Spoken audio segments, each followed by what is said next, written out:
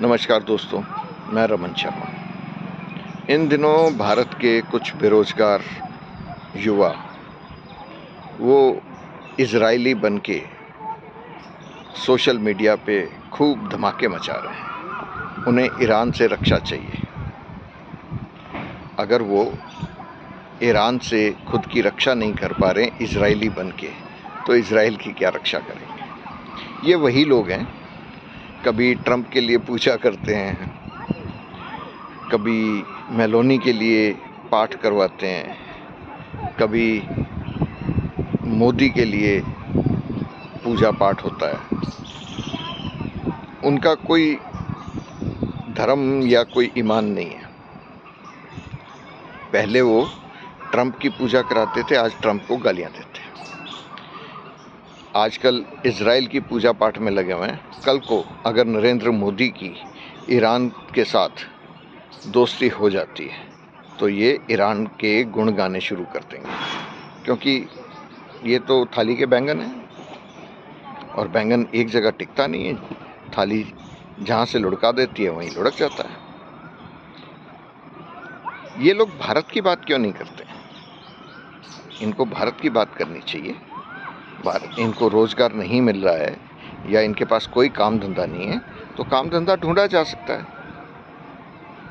अगर आप यहीं पूजा पाठ में लगे रहेंगे तो उससे तो इजराइल का भला नहीं होने वाला, क्योंकि इजराइल की जो जनता है वो त्राहिमाम कर रही है।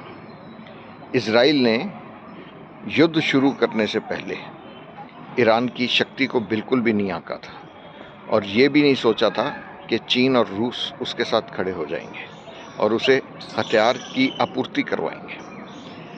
अमेरिका कभी किसी का सगा हुआ नहीं। वो जब तक उसका मतलब होता है, जहाँ तक वो सुरक्षित रहता है, वहाँ तक वो अपने दोस्त के साथ दोस्ती निभाता है। उसके बाद वो पल्ला झाड़ लेता है। नरेंद्र मोदी को भी उन्होंने ऐसे ही झटक दिया और पाकिस्तान के साथ यारी कर ली, क्योंकि वहाँ पे ट्रंप का बिजनेस है। अगर उसके आर्थिक हित उसके परिवार के लिए हैं तो वो पाकिस्तान की तब तक मदद करेगा जब तक उसके परिवार के आर्थिक हित वहाँ पे हैं। अगर नरेंद्र मोदी वही व्यापार लाने में सफल हो जाते, भारत में ले आते, तो नरेंद्र मोदी, अडानी, अंबानी इन सब की दुआ करता। अब सवाल ये हो चुका है कि अगर भारत ईरान के साथ जाता है तो तेरा क्या होगा भक्तिया? ये तो लुट जाएंगे, ना इधर के रहेंगे ना उधर के रहेंगे, क्योंकि ये मुस्लिम समाज का तो पक्ष ले नहीं सकते। चाहे तेल आप अपनी स्कूटरी में जो भरवाते हैं वो मुस्लिम देशों से ही आता है। रूस में भी मुस्लिम बसते हैं, उनको शायद ये नहीं मालूम। तो उनके लिए चीन से कोई चिंता नहीं है, चाहे चीन भारत का कितना भी बड़ा शत्रु क्यों ना हो। उनके लिए सबसे बड़े शत्रु सिर्फ मुस्लिम है।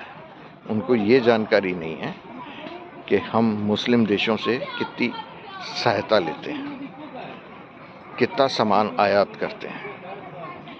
अगर ये एक लकीर खींच दी जाए, जैसे तुर्की ने एक लकीर खींची और पाकिस्तान के साथ जाके खड़ा हो गया, तो भारत को तकलीफ तो हुई। हम ना चाहते हुए भी बिना किसी बात के अगर कॉलर ऊपर करने के लिए किसी को शत्रु बना लेते हैं तो दोष हमारा है।